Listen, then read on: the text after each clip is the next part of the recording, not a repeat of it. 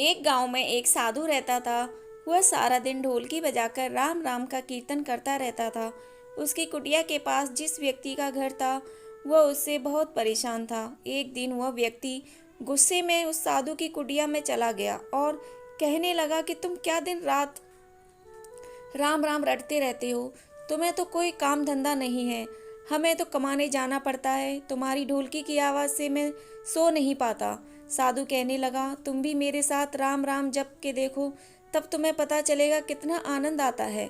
उस व्यक्ति ने थोड़ा खींचकर कहा, अगर मैं तुम्हारे साथ राम राम जपता हूँ तो क्या तुम्हारा राम मुझे खाने के लिए रोटी देगा? साधु कहने लगा, मुझे तो राम नाम की लगन लगी है। मुझे तो राम जी की कृपा से हर रोज भोजन मिल ही जाता है। तुम भी राम राम जप के देख लो, मुझे भरोसा है भगवान तुझे खाने को जरूर देगा। वह आदमी उस साधु को चुनौती देता है कि मैं तुम्हारे साथ आज राम राम का भजन करता हूँ। अगर तुम्हारे राम ने आज मुझे रोटी खिला दी, सारी उम्र राम की भक्ति में लगा दूंगा। अगर नहीं खिलाई तो तुम ढोलकी बजाना बंद कर दोगे। साधु कहता है, मैंने तो निष्काम भाव से राम की भक्ति की है, लेकिन फिर भी मुझे तुम्हारी चुनौती मंजूर है। वह व्यक्ति साधु के साथ बैठकर राम राम का जप करता है और मन में निश्चय करता है कि चाहे कुछ भी हो जाए मैं आज भोजन नहीं करूँगा। देखता हूँ इसका राम मुझे कैसे भोजन कराता है। राम राम का भजन करने के बाद वह सोचता है कि अगर मैं घर जाता हूँ तो मेरी माँ और पत्नी मुझे खाने को कहेंगे और मुझे रोटी खानी पड़ सकती है, लेकिन मुझे साधु को चुनौती में हराना है। इसीलिए वह घर जाने के बजाय गांव के पास के जंगल में चला जाता है। जंगल में एक पेड़ पर चढ़कर बैठ जाता है। वह सोचता है कि मैं सारे दिन इस पेड़ से उतरूंगा नहीं, अन्न का दाना भी नहीं खाऊंगा। इस तरह से मैं साधु को हरा दूंगा और उसका ढोलकी बजाना बंद हो जाएगा। कुछ देर बाद उस जंगल से एक बंजारों की टोली गुजरती है। उन्हें भूख लगी होती है तो बंजारों का सरदार कहता है, आग जलाकर यहीं पर खाना बना लो। अब खाना खाकर ही आगे बढ़ेंगे। खाना बनकर तैयार हो जाता है। बंजारे खाना खाने वाले ही होते हैं कि इतनी देर में बंजारों को सूचना मिलती है कि पीछे से डाकू आ रहे हैं। तो बंजारों का सरदार कहता है, हमें यहाँ से चलना चाहिए, डाकू हमारा सब कुछ लूट सकते हैं। वे बंजारे वहीं पर खाना छोड़कर चले जाते हैं। वह आदमी पेड़ पर चढ़ा सब कुछ देख रहा था।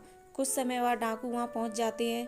भोजन को देखकर डाकू कहते हैं, खुशबू तो बहुत अच्छी आ रही है, लेकिन यह भोजन फिर किसने बनाया? बनाने के बाद फिर खाया क्यों नहीं? कहीं किसी की चाल तो नहीं हमें फंसाने की?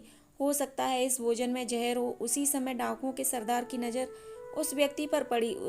वह उसे नीचे आने का आदेश देता है। डाकू उस व्यक्ति से पूछते हैं, हमें मारने के लिए क्या भोजन तुमने बनाया है? वह बेचारा प्रार्थना करता रहता है कि मैंने यह भोजन नहीं बनाया है, इसमें जहर नहीं है, यह भोजन बंजारों ने बनाया है। आपके आने की खबर सुनकर वह यहाँ से भाग गए, लेकिन डाकुओं के आगे उसकी एक नहीं चली। डाकू उससे कहते हैं कि अब तुम्हें यह भोजन खाकर दिखाना पड़ेगा, क्योंकि हमें लगता है कि यह भोजन तुमने ही बनाया है और इसमें जहर मिलाया है। अब तुम ही यह भोजन सबसे पहले खाओगे। वह जिद पर अड़ा रहता है कि मैं यह भोजन नहीं खाऊंगा, किसी कीमत पर नहीं खाऊंगा। डाकुओं का शक और गहरा हो जाता है। वे बंदूक की नोक उसके सिर पर रखकर कहते हैं, तुझे यह भोजन खाना पड़ेगा, नहीं तो गोली खानी पड़ेगी।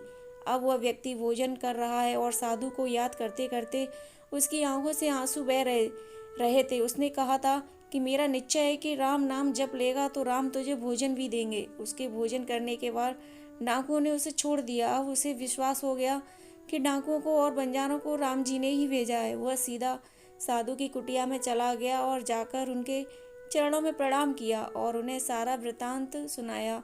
अब उसे साधु से भी ज़्यादा उसे राम नाम की लगन लग गई। उसने अपना सारा जीवन राम जी को समर्पित कर दिया। जय श्री राम। धन्यवाद दोस्तों।